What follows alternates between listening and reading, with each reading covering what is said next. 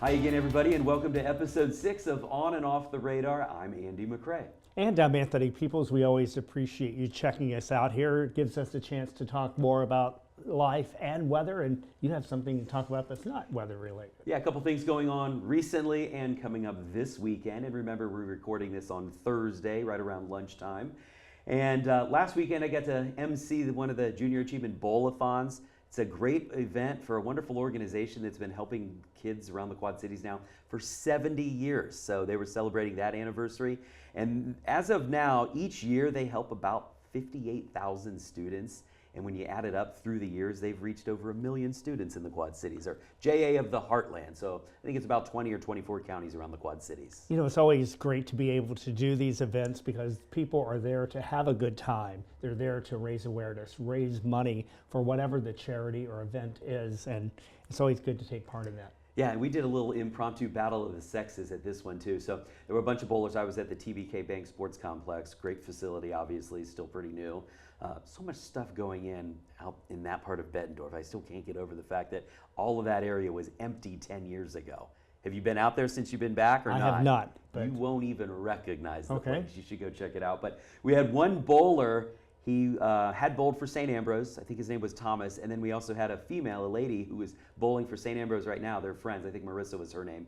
She was with the CBI Bank and Trust team. So we had a bowl-off, like a battle of the sexes bowl-off. And Marissa won over a 3-frame little game that we did. But that raised an extra $500 or something like that. So that was pretty cool. And we all had a fun time. This weekend for me, coming up on Saturday, it is the Battle of the Buckets for all. They gave me this nice sweatshirt. I was over shooting some baskets a couple days ago, which is a big thing for me. I tore my Achilles playing basketball about 13 years ago. So I kind of gave it up. I don't really play all that much, but this was just shooting. So this is a nice thing. They're going to try to raise as much money as possible, and this money goes into their financial assistance program, and it'll help families around Rock Island who maybe can't afford some of the things that Rock Island Parks and Rec do. It'll help them afford and give them some money so they can do some of the fun stuff. So that's coming up on Saturday. I know you're going to have a great time with that. It's interesting that you mentioned your injury from basketball 13 years ago, because speaking of 13 years ago, Facebook just reminded me that I walked into this building on the air for the first time 13 years ago this week. Yeah, check it out on his page because you posted it, right? With the picture from then and the picture from now. Doing quite well. Doing quite well. Just have more gray and a few more wrinkles. Don't we all? Yeah, sometimes I know I'm getting more, so I'm 50 now. I get some of this gray hair over here. I was like, should I ever bother coloring my hair? But I don't think I'm ever going to. Did you ever? I never did. Interestingly enough, my second job back in 1997 in Lubbock, Texas, I was the weekend anchor. The news director wanted me to dye my hair salt and pepper so it would look darker and more distinguished because I was younger, much younger in 1997. I didn't do it then, and you know what? I've earned every one of these gray hairs, and you will too. There you go. It's kind of funny too in our business. You know, sometimes when you start off, you're really young, and some people look extra young. So you might be starting off in the business, and you're 22 or 23 years old, or whatever it is. Sometimes you still look like you're 18 or 19, and it works against you then because people want you to look a little bit older at that point. But then as you get older, then all of a sudden it pays dividends when you don't look quite as old as you are. Well, I would say don't do it because once you do, you have to maintain it. Yeah, and sometimes you go to one extreme where it's like, okay, I know his hair is not really that dark, so don't do it. All right, yeah, we better move right along now. For various reasons. But anyway, so that's some of the stuff that's been going on. Yeah, they gave me the nice sweatshirt here, so I thought that was pretty cool. It's a Nike, I think it's like a dry fit sweatshirt, so very nice. Absolutely, very nice. All right, well, let's talk about the weekend weather. And we do have a lot of great stuff lined up for you today.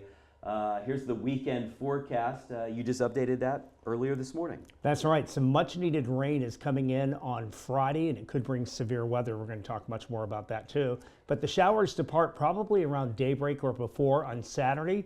Going to be a mild day at 54. Then the sunshine returns in full force on Sunday. It will be breezy and almost 10 degrees warmer at 63 degrees. Yeah, it's interesting. Saturday's high of 54. There are a lot of days surrounding Saturday that are going to be even warmer than that. We'll get you another graphic here coming up in just a second. But Even that 54, way above average for this time of year. That's right. We should be in the low 40s for this time of the year. So I'm not going to complain when it's 54. But then again, if you're a snow star and your livelihood is based on cold temperatures and being able to make snow even when it doesn't snow, that 54 is not as happy for them. Yeah, a little bit of a bummer for them for sure. And it is Severe Weather Preparedness Week. We've been talking about that some on our newscast this week. That's going to be the main focus of today's episode here in just a little bit. So we have a lot of different severe weather things lined up for you in just a little bit. Once we get done with this podcast too, we're going to head over to me and Billy in Davenport, and it's going to be me and Billy's. It's going to be a nice weather team meeting as we get ready for severe weather season. We'll have some of our bosses there, so they'll weigh in and everything. And you know, some of that could get here as soon as Friday, and I'm sure we will have our fair share of active severe weather here in the Quad Cities over the next couple of months, and we're going to be ready for it. We are always ready for it because, you know, it's been so unseasonably warm so far this year and the lack of snowfall. So we've been already experiencing 60s and 70s for highs. So whenever you get those kind of temperatures this time of the year and then a cold front comes in, it can become rather volatile. Absolutely. And speaking of 60s and 70s, so you saw the weekend forecast with the high temperatures. Look at this trend over the next 7 days. And keep in mind, the normal high right now is in the lower to middle 40s. So a lot of these days are way above average, especially Friday, Monday, and Tuesday, back in the 70s. That's right. And if we reach that 73 on Friday, that will tie the record high for the date. And that 72 forecast for Monday would break the old record of 71 degrees. Yeah, so we'll keep tabs on that for Friday. And again, we're recording this on Thursday. A lot of people will start watching it either late Thursday night or Friday, and then it'll be available, well, forever, I assume. That's right. Anyway. It'll live somewhere. Yeah. Gabe. So Gabe is the producer. He does a lot of work here for this. You post these, are they officially ready Thursday night sometimes, Friday at the latest? Yeah, Thursday. Thursday. We got to get him some headphones. Like you need a mic too. We want you to join in. Yes, that's right. We want you to join in. So do we have 3 microphones, right? Yes. Okay. All right. Not for today, but maybe for next week. Fortunately, was that fortunately we have 3 mics or unfortunately? All right, yeah. And once we get done with this, Gabe does a whole bunch of stuff here at the TV station. He'll direct some of the newscasts. He helps out in the newsroom a lot. And I think right when we get done wrapping this up, while we go off to our lunch, Gabe's going to go working, shooting something, I think, with the Quad City Symphony Orchestra. Something like that. Is that what you said? Something like that. Something like that. Related. Something symphony related. And he's a great guy. He does a lot of stuff. Not in most of it, you'll only see the product of his work because, you know, he's directing this show right now, switching back between us, camera close-ups, the graphics and everything. But I've only heard good things about him since I've been here. So Yeah, no joke, you know, and we can say, you know, all of the employees here are great. Everyone works really hard and all of that. I'm sure you could probably say that about your workplace as well. And then you, probably like us, actually mean it about some people. And Gabe is Exactly. one of the ones we actually mean it about. So good job, Gabe. All right, so let's talk, before we get into the severe weather stuff, we talked about the potential record highs coming up. This is a main thing here too.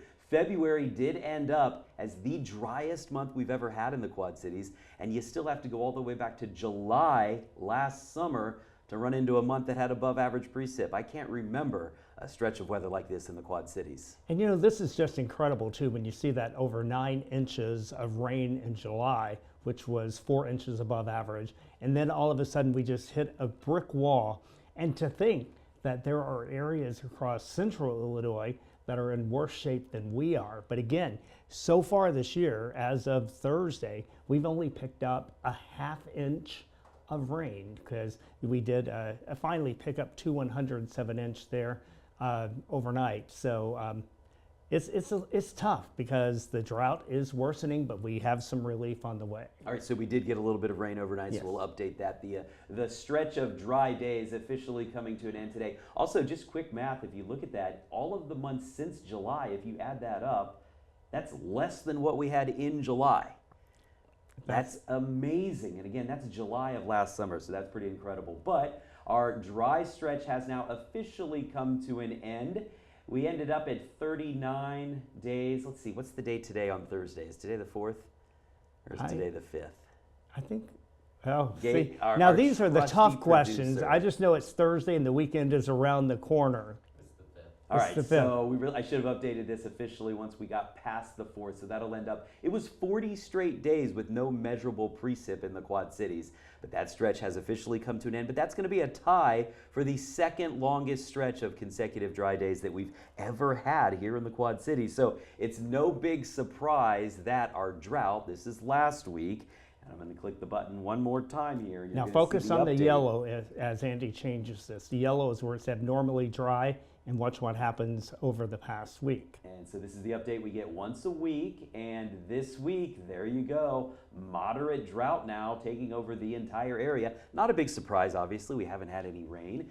And we'll see what the rain this week, next 24, 48, 72 hours does for this, because it's going to take a lot. It's not going to be one time when it rains and that gets us out of the drought. We're going to need multiple rain events, but at least we do have one coming up more than likely on Friday. And that's right. And on that map you just saw there, all of the Quad Cities area now under drought conditions. That's the tan color. And off to the southeast, they're around Princeton, Galesburg.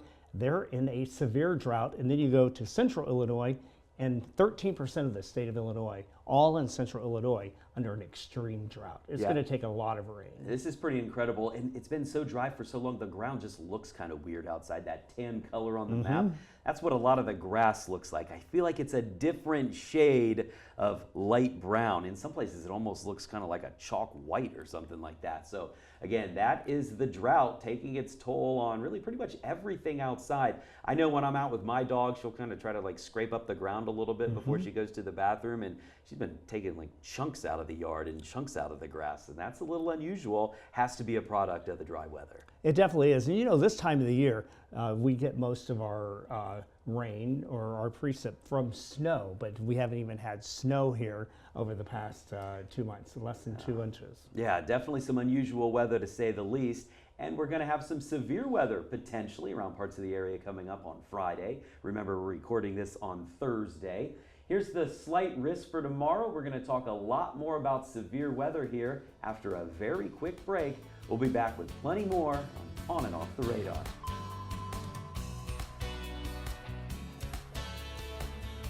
All right, so we've talked some about the last couple of weekends, the drought. Now we're going to get into our severe weather discussion, and it's twofold. It's about the severe weather chances on Friday, and then it's also about severe weather preparedness week, because it's always a good time. It's always the right time, we'll put it that way, to kind of think about your severe weather plan.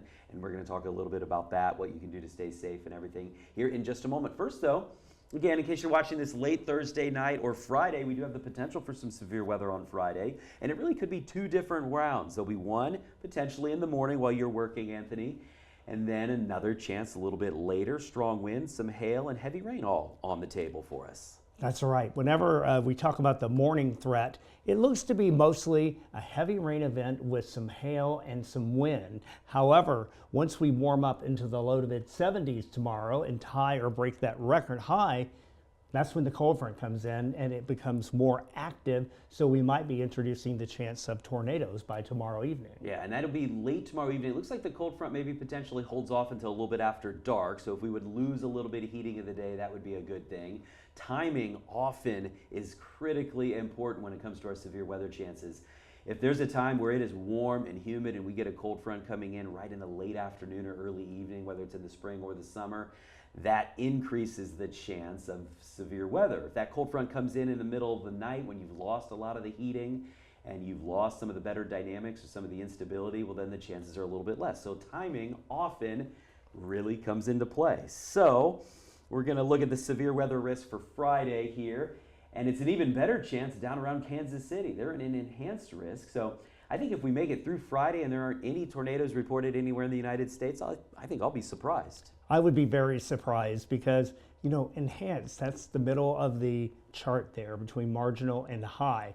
But you see the enhanced more than you see the moderate or the high. Whenever you get to category 4 and 5 out of 5, that's when it's very, very dangerous. But even with that moderate or enhanced and slight risk there, active weather is very likely across the area. Yeah, and a lot of our tornado events, we're going to highlight some of them here in just a couple of minutes. A lot of our tornado events in the last few years, they have come during just the slight risk, so you don't have to be enhanced or moderate to high to get bad weather.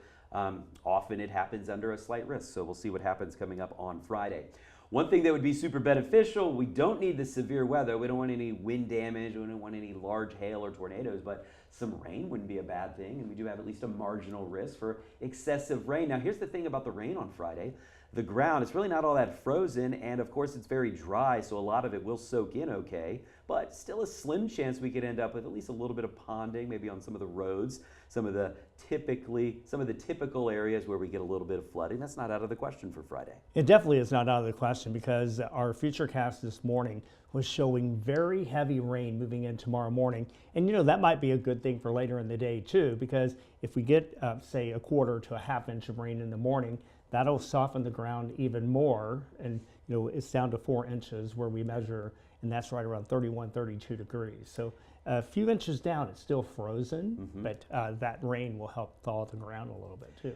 Yeah, and what we're looking at right now anyway for Friday, that chance of showers and thunderstorms in the morning, and then there should be a little bit of a break in the afternoon, maybe even a little bit of clearing. If we get that clearing, that's what sends the temperatures up into record territory. And then potentially another round of rain comes in a little bit later. Well, speaking of rain, so here's the update over the next 7 days. Yesterday, this was looking even a little bit more impressive for the Quad Cities. We do have not only the rain chances on Friday, but coming up next week, a couple of rain chances as well.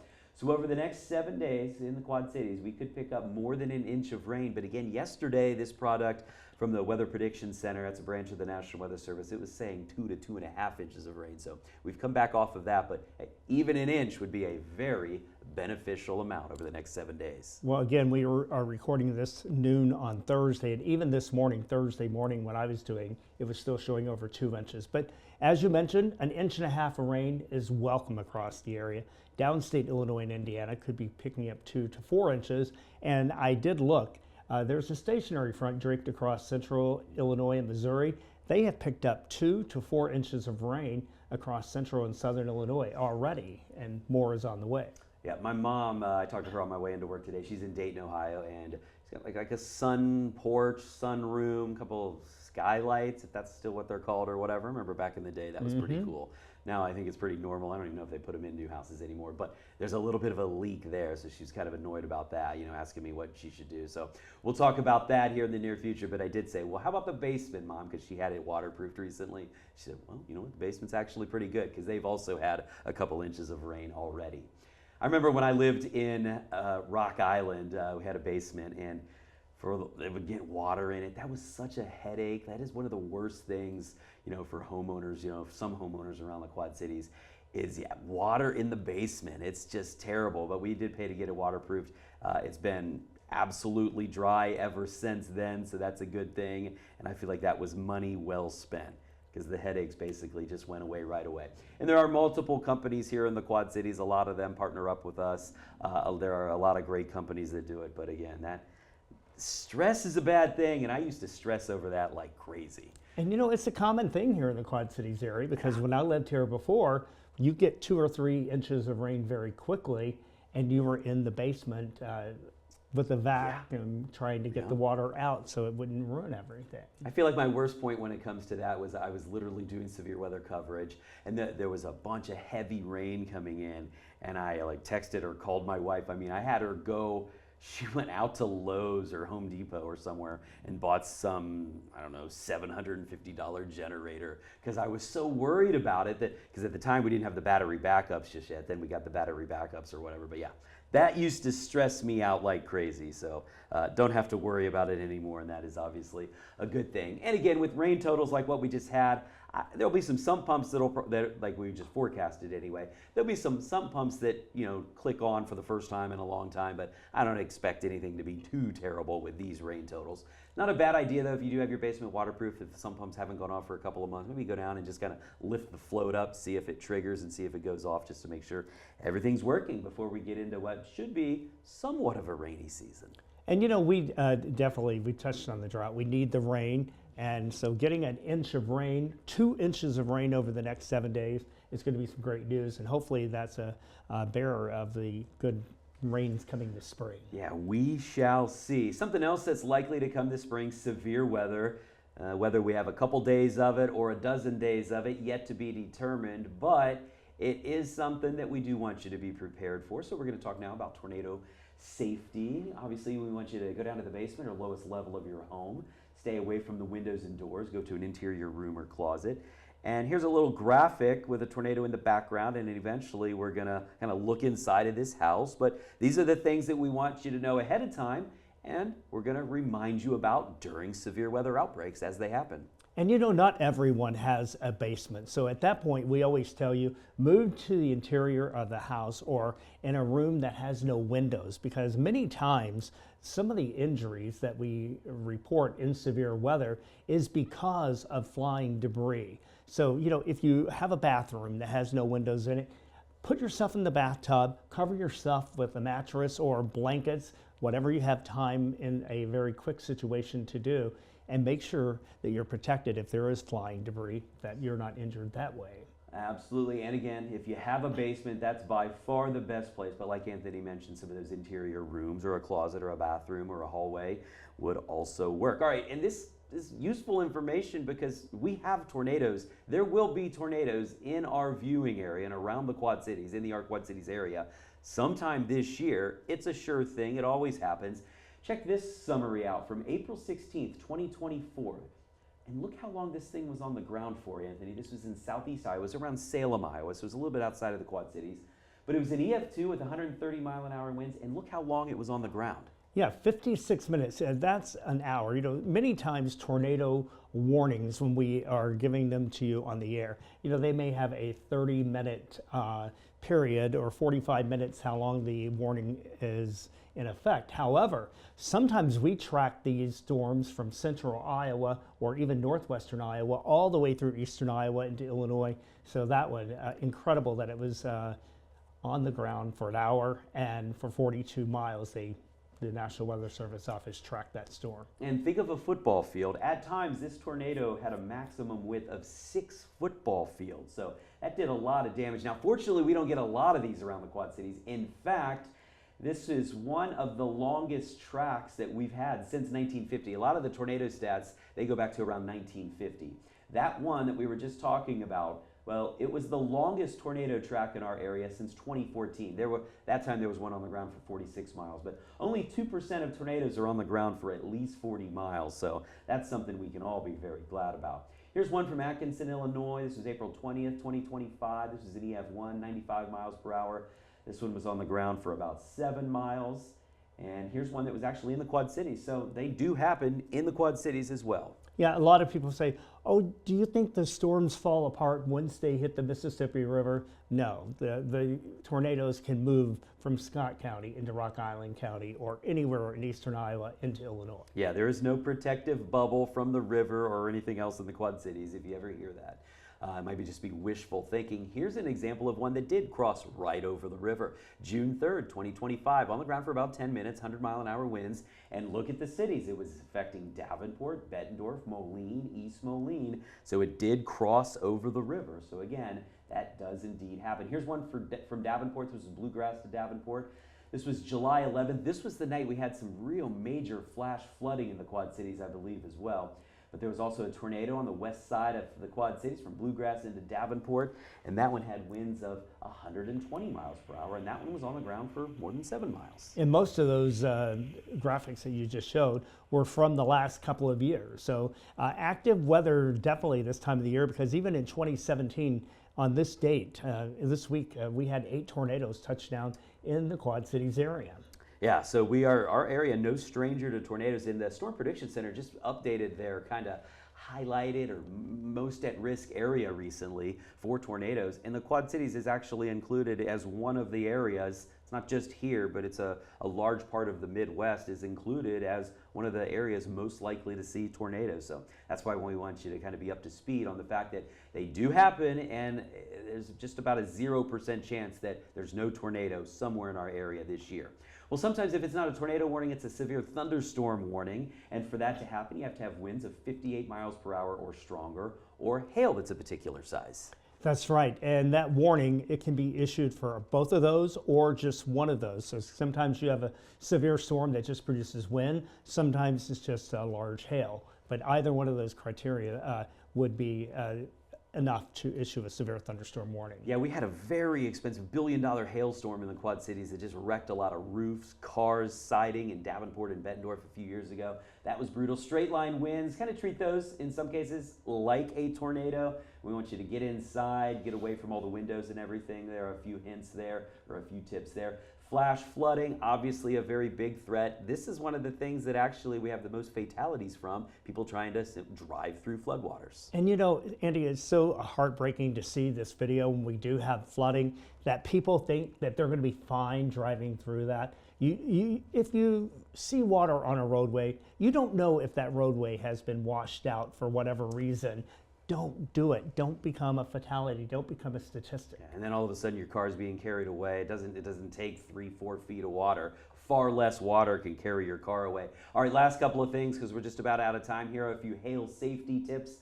Ooh, skylights, there you go. Stay away from those, especially if it's the leaking one in my mom's sun porch. But all right, there you go. And then last but not least, we're all familiar with the term derecho here in the Quad Cities. There are a few specific things that the thunderstorm has to meet to be considered a derecho. These are the qualifications. And again, the most expensive thunderstorm in United States history was that derecho that went right across Iowa now several years ago. Hopefully not another one of those anytime soon. And you know, Andy, we're talking about severe weather because we take our weather and your safety very important. And one thing I loved about working with you the first time and this time is neither one of us are drama queens. We don't try to make every thunderstorm become the tornadic epicenter of the Quad Cities. Every snowflake is not a snowstorm or a blizzard. So if we say take shelter, be safe, keep up on the forecast, we're telling you that something's going to happen. Yeah. I mean, we are never going to be the little boy who cried wolf. That's a real thing. It's not just meteorologists here, but it's a thing that's kind of taken off all across the country or whatever. I would almost encourage people, if there is bad weather or you hear other people talking about how bad the weather is in the Quad Cities, flip the TV over to Local 4 and Fox 18 and our Quad Cities News. We'll be the ones to let you know if it really is that bad, because again, we're not going to be the ones who cried wolf. And you know, maybe this is a topic for next week too, to follow up on the severe weather threat for Friday. You see a lot of these armchair meteorologists on social media posting dramatic graphics because you know what? People share them. They make money off from it. Yeah, they are making money off of you sharing that, and then a lot of the times, clearly nothing much happens. And because sometimes they're not even meteorologists. They're just weather enthusiasts that's like, oh, look at this. I'm going to forecast an ice storm across the south 3 weeks in advance because this graphic shows it. Don't click on it. Don't share it. Trust your local meteorologist. You know, maybe we'll make this a topic for an entire episode coming up sometime soon because I feel like it has gone off the rails that much. That would be a bad idea.